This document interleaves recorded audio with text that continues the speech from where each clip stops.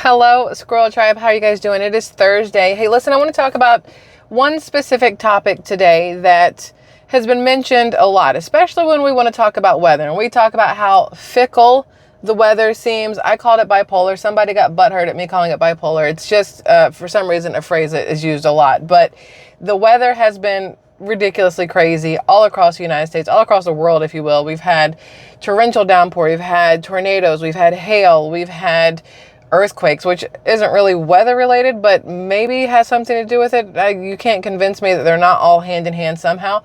But I saw this article that came out about the basically torrential downpour in Dubai that has pretty much made it like a floating city of water right now. So this is what's happening here. They were overwhelmed by torrential rain. So this is in Dubai. You guys can see, I mean, that's every single roadway there, it seems. They're saying that it exposes the downsides of trying to control the weather. And I was like, oh, look. So many people talk about how you can't control the weather, but we all know you can. We know that weather manipulation is a thing. It is actual factual. It is not something that we have just made up. I have seen videos on YouTube itself where people are out there making lightning. Still like the weirdest thing I've ever seen in my life, where they can manufacture lightning.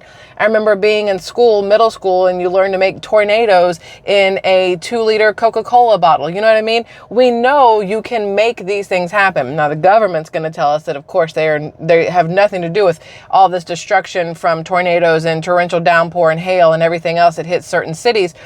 You can say that all you want, government, but I don't know if I believe you, especially when you willingly say that you do cloud seed. So this article here, the United Arab Emirates experienced torrential rainfall and flash floods started on Monday, right? And it says the flooding could have been worsened by cloud seeding, a practice to address water scarcity, which is what they say, right? Torrential rainfall pummeled the United Arab Emirates this week, resulting in flash floods that caused air travel chaos, closed schools, and deluged homes. The rain began on Monday, flooding the UAE with more than half a foot of water in 24 hours. That's a lot. It doesn't sound like a lot. You're looking at 6.5 or 6 inches. It doesn't really seem, never mind. I was going to make a very inappropriate joke, but we'll continue on. It doesn't really seem like a lot until you're like up close and personal with it. And then 6 inches, I mean, that's a hefty amount of water right there, y'all. So I'm just saying, it is a big deal. There are claims that cloud seeding may have played a role in the flash floods. The practice sees planes inject clouds with chemicals that can increase rainfall. Hello? Okay, anyway, one fatality was reported. A 70-year-old person did die due to this rainfall. Here's another picture on like one of their main highways there leading into like one of their downtown areas, again, of the flooding. And this isn't because of rivers and streams and whatnot overflowing. It's literally the rain itself, just too much of it sitting still, not draining the way it's supposed to drain. But it got me thinking about here in the good old US of A and how every single day, I feel like Ryan Hall, y'all, is on saying, hey, listen, be careful. The shit's headed your way. Take cover. We've had so many tornado watches and warnings and torrential downpour and, watch the riverbeds and watch the lakes and, here where I live in Okaloosa County in Florida, we've had double red flag and single red flag days because the weather has been crazy choppy. The waves have been extra wavy because the weather has been off and on with one day it's going to kind of sort of storm and rain. The next day it's sunny. Then it's kind of cloudy. The temperatures are up and down. It's been crazy. People will say, well, ma'am, April showers bring May flowers. This is nothing new. And I'm like, cool, I got you. I understand. But we do know that some of it is new. I don't think cloud seeding was around when I was a child. Not that I know of, or at least they didn't admit it back then. I didn't remember there being so much torrential weather back when I was younger. Yes, I do remember there were storms all the way throughout my life. There's been storms, but I do feel like every year it gets a little bit more severe each year. And maybe it's just because there's more ways for us to hear about it thanks to the good old social media and the World Wide Web and the internets, if you will. We have more availability to all this weather phenomenon at our fingertips. But I looked up a lot of cloud seeding stuff. So definition of cloud seeding, for those of you who don't know, according to Oxford Languages, cloud seeding is a noun, and it is the dropping of crystals into clouds to cause rain. And their sentence to use this whole the words cloud seeding, the sentence they go with, the Bureau has been using cloud seeding to increase rainfall and snowpack. All right. So then I look it up and I said, you know, who does that here in the USA? The U.S. Bureau of Reclamation spent $2.4 million last year on cloud seeding along the overtapped Colorado River. That's just on the Colorado River. $2.4 million. Says here, Utah recently increased its seeding budget by 10-fold. So you're going to see more and more places that are using this whole cloud seeding thing. And then I was curious. I'm like, well, can cloud seeding legitimately, what they're doing to these clouds, legitimately cause this excessive rain that we've seen in a lot of places and the potential for flooding and everything else we've seen going on? And of course, they're going to say that it is important to understand that cloud seeding can only change certain clouds and does not affect the complex patterns of big-scale weather and climate events. I hear ya, but I don't believe you. So according to this here, while popular in some countries, including the US, cloud seeding is controversial because it can have unintended consequences, such as too much rain and increased pollution.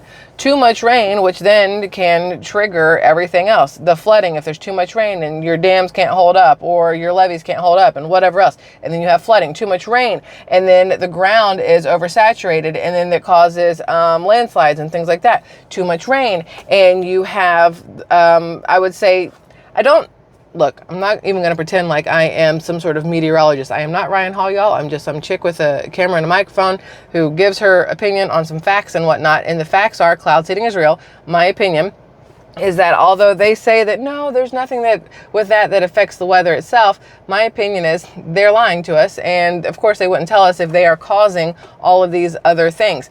They're going to tell us about cloud seeding. They're not going to tell us about chemtrails. They're going to tell us about cloud seeding. They're not going to tell us they're causing tornadoes. They're going to tell us about cloud seeding, but they're not going to tell us that they are causing the earthquakes. All the fracking that's being done right now, trying to find ways to beat China and all these other places for all of these minerals that are needed to make whatever, computer chips, batteries for Tesla and whoever else. I'm sure all the fracking has a lot to do with earthquakes and things too.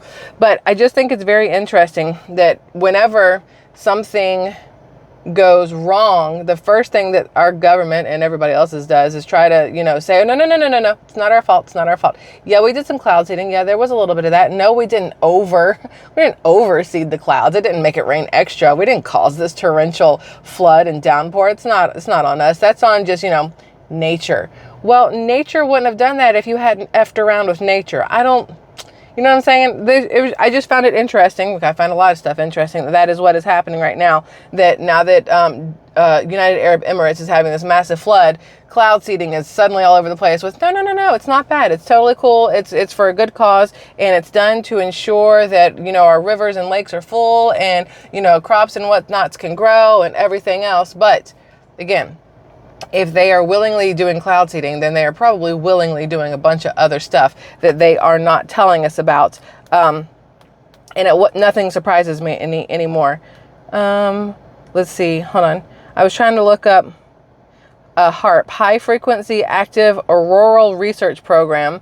The High Frequency Active Auroral Research Program is a University of Alaska Fairbanks program which researches the ionosphere, the highest ionized part of Earth's atmosphere. Why we're researching that if we're not planning to mess around with it? You know what I'm saying? I'm just saying. I feel like there's a lot going on that they don't really want to tell us. They give us a little bit, like they give us these little breadcrumbs, if you will, and hope that none of us pick them up and turn it into an entire biscuit, right? But I do feel like HAARP weather control conspiracy is off in the clouds. This is an Australian Associated Press article. Conspiracy theories abound as U.S. military closes HAARP. But did they really? Let's see. At open house, scientists explain what HAARP can. That's a stupid one. That doesn't matter. It's just interesting. A lot of things that are going on. And I feel like a lot of it is based off of our government doing too much and messing with too many things and trying to overstep what man should be doing. Basically trying to play God. I feel like when you're up there messing with the clouds, it's not really something that we should be doing. When you're trying to do all these different things and mess with the weather, it's going to have really bad consequences. And next thing you know, we're going to need another ark. So there's that. Anyway, SquirrelTribe, I just want to bring that to your attention. I found it interesting. I'm very curious what your thoughts are on this cloud seeding and the chemtrails and the HAARP and everything else. Do you Do you think that it is a negative thing that they are doing, or do you think that it is, at the end of the day, beneficial for us as a country or as a species or whatever else to have governments going through and messing with the clouds? It's just such a weird thing to say and think about at the end of the day. Anyway, Squirrel Tribe, I love you. I have more coming later. I just wanted to bring this to your attention because, again, I found it interesting and I like having these conversations with y'all. So thank you for allowing me to talk with you about this subject. I love you and I'll see you guys later. Bye.